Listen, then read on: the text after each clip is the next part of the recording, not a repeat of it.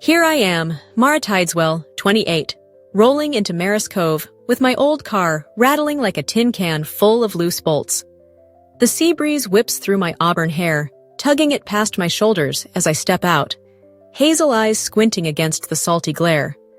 Freckles speckle my face like stars, and my teal dress flutters in the wind. I've come for my sister Liana's wedding at the Sea Glass Pavilion, where lanterns sway and waves crash against the cliffs below. It's a bright hall with tables draped in white and a seashell arch framing the space, but I feel like a ghost drifting through it. Liana glows in her white gown, raven hair pinned high, emerald eyes catching every light. Our parents hover around her, fussing over her veil and flowers. "You made it!" "Di Osin," she chirps, her glance sliding past me like I'm a shadow on the water. I force a smile and swallow the ache that's gnawed at me since she stole my spotlight at 12, dazzling everyone with a song while my poem went unheard. My car coughed all the way here, but I pushed that worry aside, hoping today might stitch us back together. I want to be the good sister who shows up, even if I'm always the echo to her melody. The reception kicks off, laughter bubbling over the clink of glasses, the air thick with salt and hope. I weave through the crowd to the seating chart, my heart thumping like a drum in my chest. I scan the elegant script, expecting my name with the Tideswells. It's not there. My breath catches, and confusion twists into a cold knot.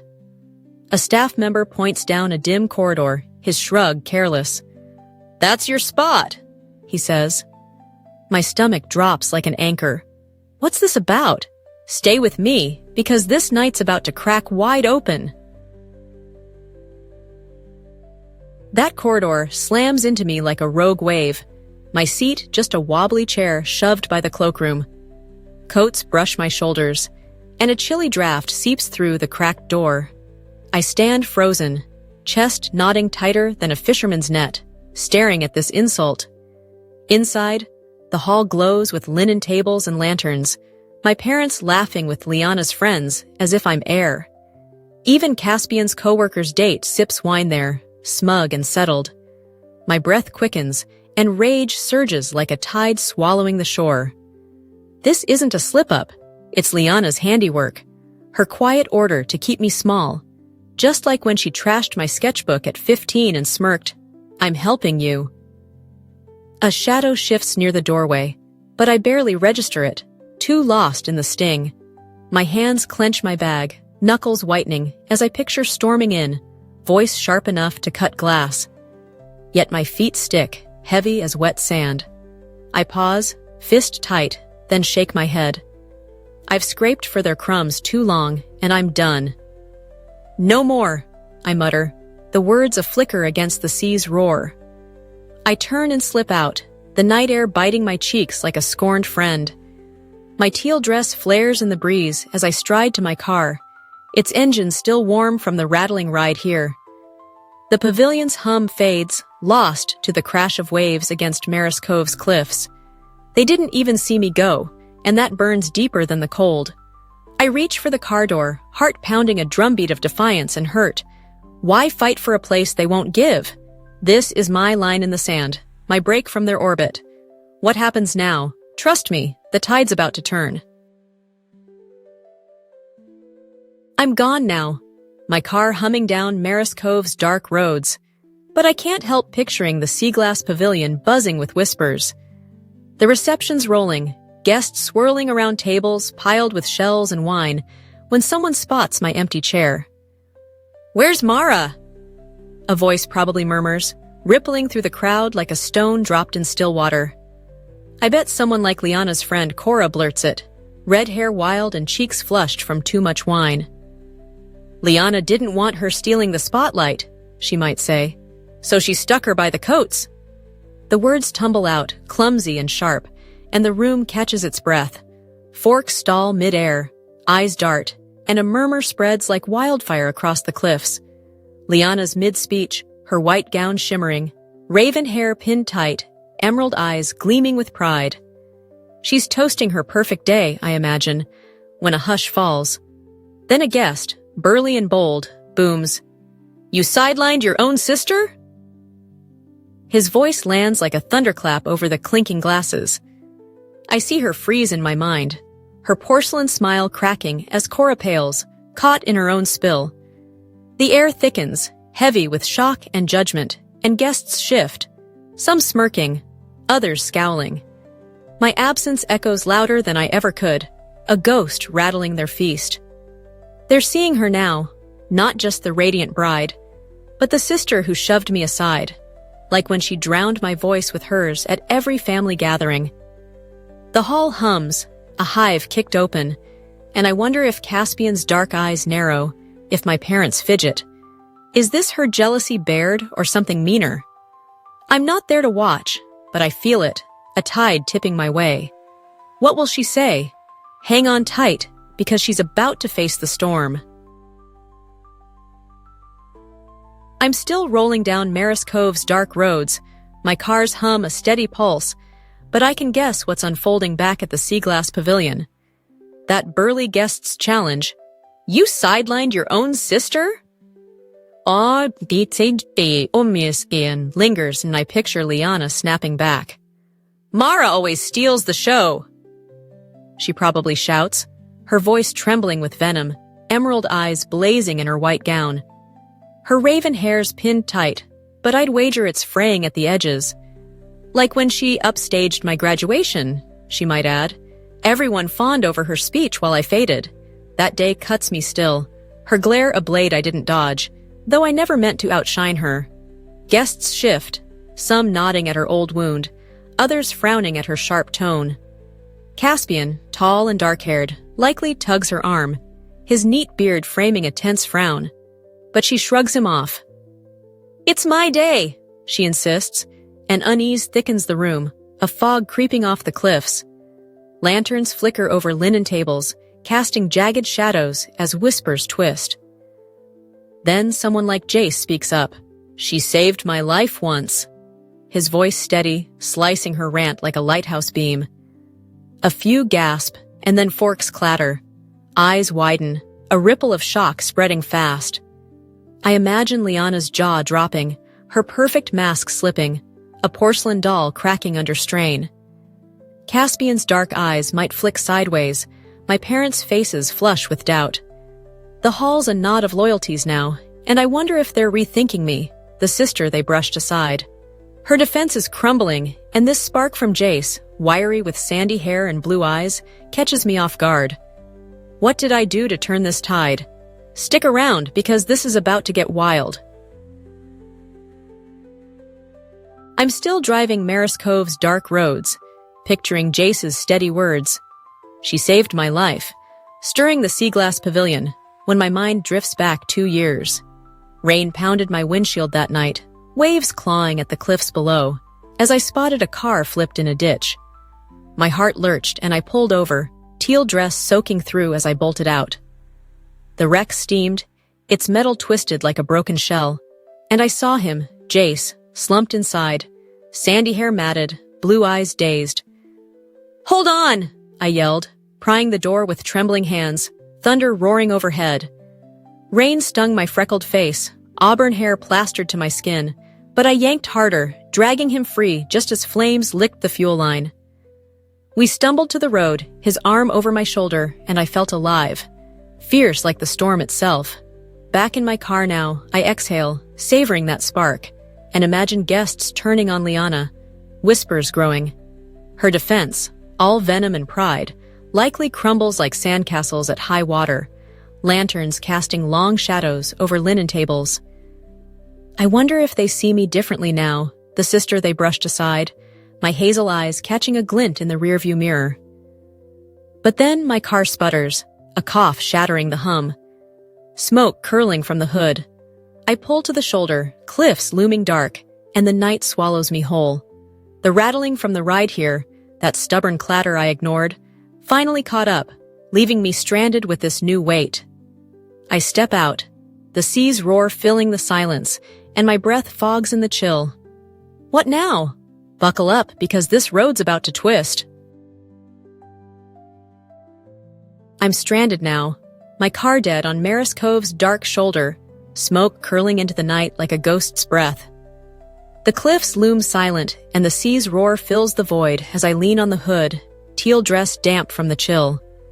My mind churns, replaying Liana's slights, like when she stole my art prize at 16, claiming it was ours until the praise was hers alone.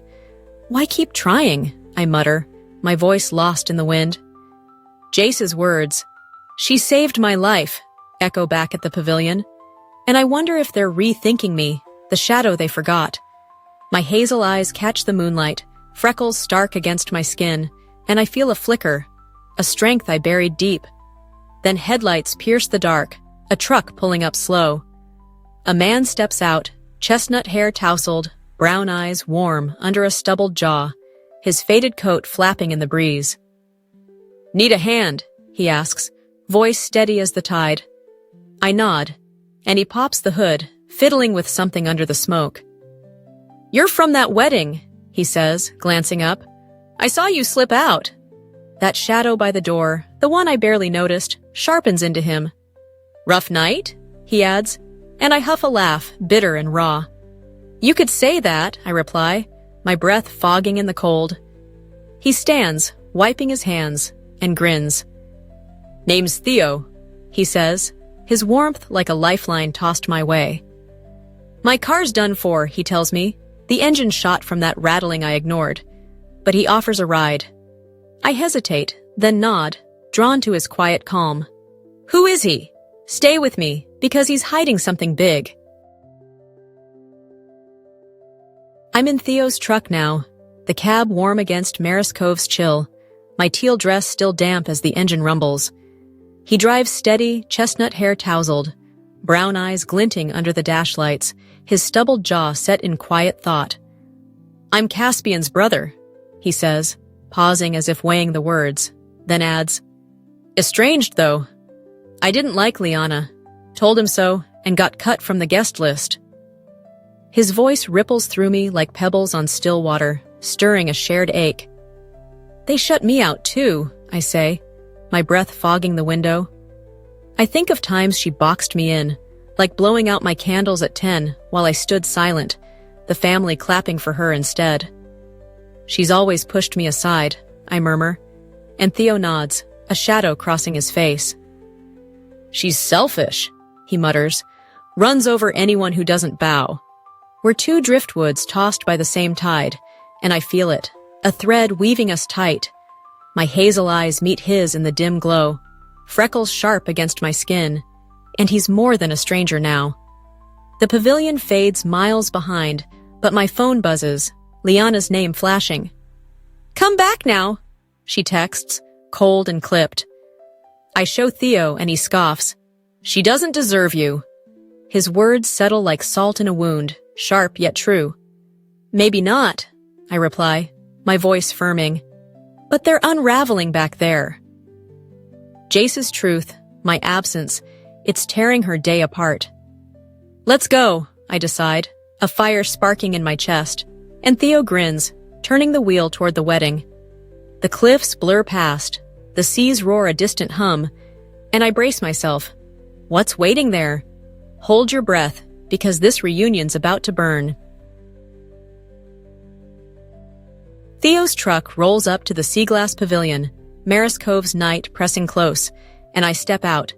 Teal dress creased but steady. The hall's a storm inside, Liana's voice cutting through the din as she yells at staff, her white gown tangled, raven hair a wild cascade. "You're back!" She snarls, spotting me, emerald eyes flashing with fury. "Fix this mess." I plant my feet, hazel eyes locking hers, and fire back. "No! You fix it!" Guests gasp, their whispers coiling around us like sea mist, and I feel the air shift. Theo stands beside me, chestnut hair tousled, brown eyes sharp in his faded coat, a quiet smirk tugging his lips. Cora, red hair fraying, steps forward, her voice soft. "Liana, calm down." But my sister shoves past, ranting about her ruined day. "She always ruins everything." She spits, and I scoff, the weight of years boiling up. Lanterns flicker over linen tables, casting jagged shadows as a guest calls out, You pushed her out! Another joins, then more, their voices rising like waves against the cliffs. The room splits, some clutching drinks, others nodding my way, and I stand taller, freckles stark against my flushed skin. Caspian watches from the edge, tall and dark-haired, his neat beard framing a face gone pale, silent as Liana unravels. Her perfect wedding's a wreck now, chairs toppled, shells scattered, and I wonder what he's holding back. Jace's truth, my exit, it's all crashing down. And Theo mutters, "She's losing them." I nod, feeling the tide turn, not just in whispers, but in me. Liana's eyes dart, wild and cornered, but I'm done bending. What's he hiding behind that silence? Don't move, because this is about to crack wide open. The sea glass pavilion trembles with tension, Liana's wild eyes boring into me as I stand firm, teal dress creased but unyielding. "You ruined me!" she screeches, her white gown a twisted shroud, raven hair spilling free, emerald eyes glinting with rage. "You shoved me out first. I fire back, my voice slicing the din, hazel eyes blazing. Guests murmur, their voices swirling like wind over the cliffs, and Theo steps closer, chestnut hair tousled, brown eyes steady in his faded coat. "She's not alone," he says, calm but firm, and Liana lunges, clawing the air. Jace grabs her arm, sandy hair catching the light, blue eyes sharp, while Cora, red hair frayed, pulls from the other side. "Enough!" Jace shouts, and the room quakes, a sea of faces splitting, some clutching drinks, others leaning my way. Lanterns sway, casting jagged shadows over toppled chairs, and I feel the tide turn, freckles stark against my flushed skin. Caspian glances at me, then speaks, his voice low. I knew about the seat. The hall hushes, a wave frozen mid-crash, and Liana spins, her glare shattering. "What?" She chokes, and he looks down, tall frame slumping, dark hair shadowing his neat beard. "I agreed to it," he mutters, and the air snaps, betrayal a cold gust off the sea. Guests gasp, and I stand rooted. Theo's hand brushing mine, a silent anchor. My parents' faces blanch, their silence louder than ever, and Liana staggers, her perfect world crumbling like cliffs in a storm. "You too?" she whispers, but I'm steady, the outcast no more. Jace nods at me, Cora wavers, and the crowd tilts, a current pulling my way. What's Caspian's game? Don't blink, because this is breaking fast. The sea glass pavilion hangs in stunned silence. Caspian's words, "I agreed to it," sinking like stones into the deep. Liana's scream rips through. "You what?" Her voice a jagged shard, white gown sagging, raven hair a wild tangle, emerald eyes wide with betrayal. I stand firm, teal dress creased, hazel eyes steady as guests flinch, their murmurs fading into the shadows. Jace shakes his head, sandy hair glinting, blue eyes hard, while Cora, red hair frayed, steps back, her hands trembling. "You both planned this?" Liana chokes, and Caspian slumps, tall frame folding, dark hair veiling his neat beard. "It was her idea," he mutters. "But I didn't stop her." The air cracks, a storm breaking over the cliffs, and I feel Theo beside me, chestnut hair tousled, brown eyes glinting in his faded coat, his breath a quiet huff. "You're both pathetic," I say, my voice sharp as sea glass, cutting through their ruin. Guests gasp, some hugging me, others whispering, and I stand taller, freckles bold against my skin. Liana's glare snaps to me, then she storms off, heels clicking on the shell-strewn floor, her vow slicing the air. "This isn't over!"